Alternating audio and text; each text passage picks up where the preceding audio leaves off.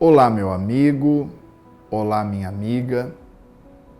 Nos encontramos na primeira metade do século XX, numa pequena cidade do oeste americano.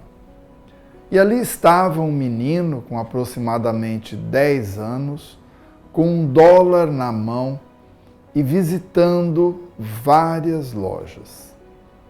E ele chegava numa loja e perguntava assim: com licença, você vende aqui a ajuda de Deus? E as pessoas estranhavam essa pergunta e normalmente o vendedor falava não. Mas tinham outros que falavam assim: menino, não, aqui não vende a ajuda de Deus. E pensava, ele deve estar louco. E já ia tocando o menino dali. E ali ele passou o dia todo com esse $1 na mão, indo de loja em loja. Já eram quase 18 horas e ele estava sem resposta. Ele já tinha entrado em mais de 30 lojas e entrou novamente e perguntou para o vendedor: o senhor tem aqui para vender a ajuda de Deus? E estranhamente, aquele vendedor, que era um senhor de mais de 70 anos, perguntou para ele: mas por que você quer comprar a ajuda de Deus?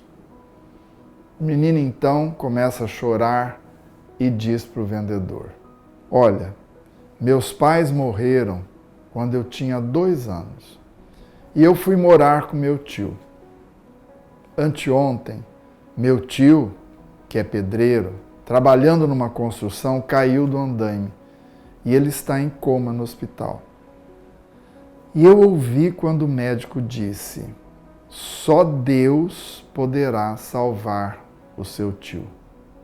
É por isso, meu senhor, que eu preciso tanto comprar a ajuda de Deus para que ele se cure.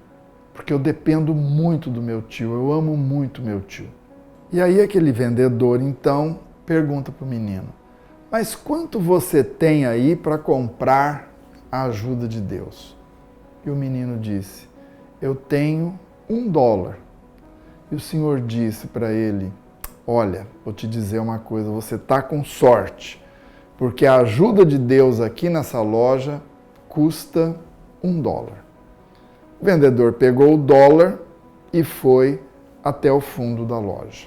Dali a pouco ele volta com uma garrafa na mão onde estava escrito: o beijo de Deus. E ele disse para aquele menino: leve essa água, que é o beijo de Deus, dê para o seu tio e eu tenho certeza que ele vai se curar, que ele vai sarar. O menino então pega aquela garrafa e sai voando para o hospital. Chega lá, coloca a água em colher e começa a dar para o tio.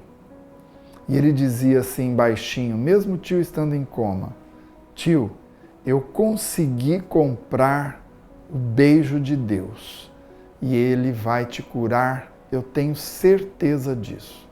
No outro dia, logo pela manhã, chega no hospital uma equipe de renomados médicos que tratavam justamente do problema daquele senhor, daquele tio do menino. E eles começam então a cuidar daquele homem. Eles eram pesquisadores dessa matéria. E eles trataram e curaram aquele senhor. E aí ele ficou assim, extremamente grato. Porém, toda essa euforia dele durou muito pouco. Quando ele recebe a conta do hospital, que era altíssima, ele começou a chorar e disse: eu não tenho condições de pagar tudo isso. Mas junto com a conta, chegou um bilhete também. E no bilhete estava escrito: o dono da rede de lojas que vendeu a garrafa do beijo de Deus pagou toda a sua conta. O menino e o tio, então, foram lá na loja para agradecer tudo aquilo que eles tinham recebido. E lá estava aquele mesmo senhor que atendeu o menino antes. E aquele senhor disse: vocês não precisam agradecer. Meu senhor, o seu sobrinho já pagou essa conta com aquele dólar que ele tinha. O senhor deve ser uma pessoa muito feliz em ter um sobrinho igual a ele.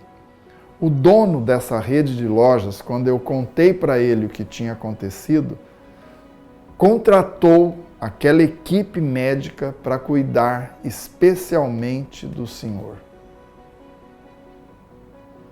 E nós? Quantas vezes nós já recebemos o beijo de Deus e não percebemos? Ele nos fala diariamente, constantemente. Ele nos beija através de todos aqueles que estão ao nosso lado e nos auxiliam. Ele deixa o seu beijo diariamente através desses mensageiros.